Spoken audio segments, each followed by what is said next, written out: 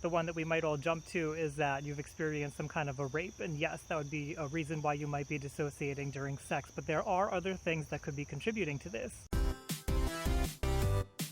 In my head. Hey everybody, I'm Ryan Liberty and I am fighting the sun going down. I'm back in the woods again, and today we're going to talk about dissociation during sex. What is that like? It's not fun.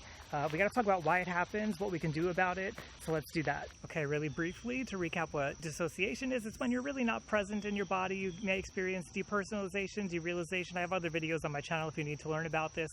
But you're not present, and it's usually as a result of something traumatic that's happened in your life. So you get triggered, you start to dissociate, you don't feel things in your body, you don't enjoy things as much, you feel like you can't remember things quite well, it feels very fuzzy, it's not a good experience. So obviously we don't want that to happen during sex. So how do we know that this is going on during sex? Well, we may feel that we are not experiencing sex the way that we should be. Like, we should be enjoying it, we should be having fun, it should feel exploratory, it shouldn't feel like there's pressure.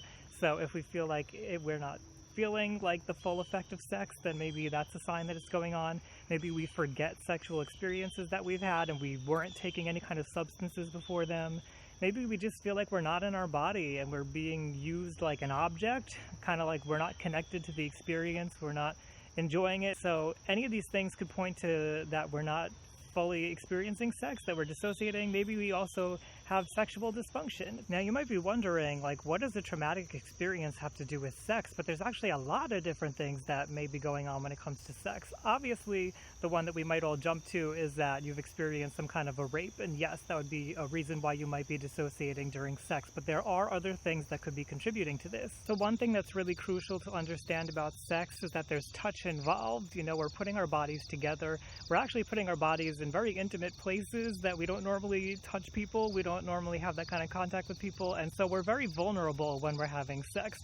We're emotionally vulnerable, we're physically vulnerable depending on the positions that we're in, and that is a place where these traumatic experiences that we've had, these flashbacks, could come up and cause us to dissociate. So if you've ever been in an abusive relationship, or you've had an abusive parent, abusive family member, some kind of abusive situation happen to you, there was probably touch involved, but it wasn't a good kind of touch. It was probably something like hitting or punching or kicking or some kind of physical situation that wasn't pleasant. And here you are in a vulnerable position, just like you were when you were abused, and you're with another person, and people may seem threatening when you're physically contacting them, and that might be a trigger for your dissociation. Now, it doesn't have to be touch, but you should think about, you know, if you had parents that were abusive, or parents that spanked you too hard, or just punished you through physical situations, then you may be sensitive to that. And when it comes to being vulnerable with somebody, specifically being naked with somebody, you don't have that protection of clothing on you,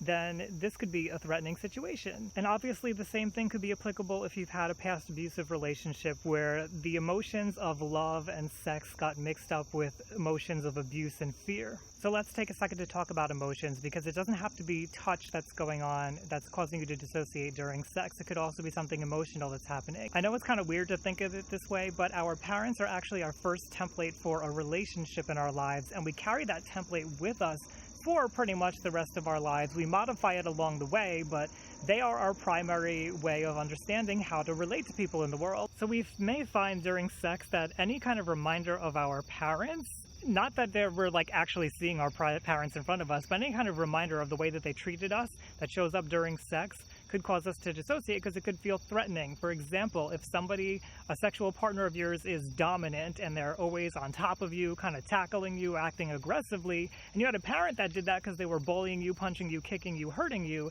that would cause you to dissociate. And alternatively, if you had a parent that was neglectful, that was never around, they always wanted you to do things for yourself, and then you find yourself in bed with a partner who wants to just lay there and not be an active participant, that could be kind of threatening too, and you may dissociate for that reason. Something else that I want to touch on is when we have these dysfunctional ways of relating to people, we may have made the habit of them. So we may actually go out and have sex with multiple partners, and because we're doing this and we want to have our sexual needs gratified, but we're not necessarily feeling healthy enough and emotionally available for sex, then we may get into the habit of dissociating to kind of get through sex and just to get the sexual biological needs met and not actually feel the feelings that go along with having sex with somebody. And so we make a pattern of repeatedly having sex over and over and over again with people who are not emotionally available, and we condition ourselves to learn that to have sex safely, we need to be dissociated. This is not the truth, however. In order to have a good sexual life, you should be with partners who respect you, who are caring for you, who ask about your needs,